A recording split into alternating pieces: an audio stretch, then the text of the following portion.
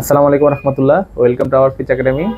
আপনার কাছে যদি আপনার ক্লায়েন্টের অনেক পৃষ্ঠার একটি পিডিএফ নিয়ে আসে, যদি বলে যে ভাইয়া আমাকে এই পিডিএফটির মধ্যে আপনি প্রত্যেকটা পৃষ্ঠা একটা পৃষ্ঠা নাম্বার অ্যাড করে দেন, আপনি কি করতে পারবেন? যদি করতে না পারেন আমাদের সাথে থাকেন। হ্যাঁ, তার জন্য আমাদেরকে সর্বপ্রথম কোনো একটা ব্রাউজার অন করতে হবে। ব্রাউজার অন করে আমরা এখানে লিখবো I love PDF. I love PDF লিখে আমরা যে সেন্টার প্রেস করবো, দেন আমাদের এখানে I love PDF online PDF নামে একটা অপশন আসবে, পিডিএফ টুলস। তাহলে আমি এখানে ক্লিক করবো। ক্লিক করার পর দেন আমাদের নিচে স্ক্রল করে নেমে আমরা দেখেন এখানে পেজ নাম্বার নামে একটা অপশন আছে, এখানে ক্লিক করব। এখানে ক্লিক করে আমাদের এখানে সিলেক্ট পিডিএফ ফাইল, এখানে ক্লিক করব। এবার আমাদের যে পিডিএফটি যেখানে আছে আমরা ওখানে ক্লিক করব। ক্লিক করে আমরা এখানে জাস্ট ডেস্কটপে ক্লিক করলাম, যেমন আমার পিডিএফটি ডেস্কটপ আছে জন্য আমি ডেস্কটপে ক্লিক করলাম।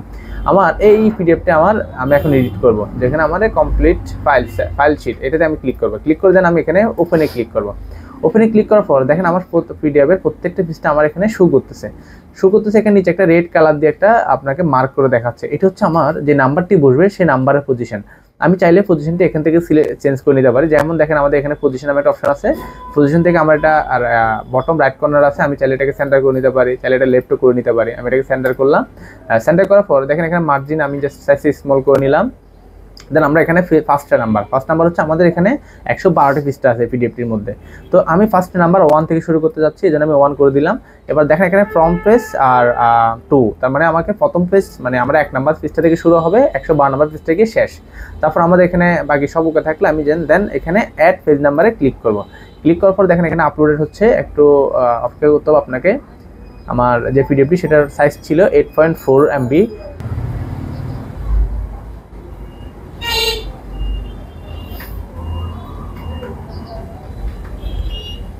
হ্যাঁ, এবার আমাদের কাজটা কমপ্লিট হয়ে যাওয়ার পর এবার আমরা ডাউনলোড পিডিএফ নাম্বারে ক্লিক করব।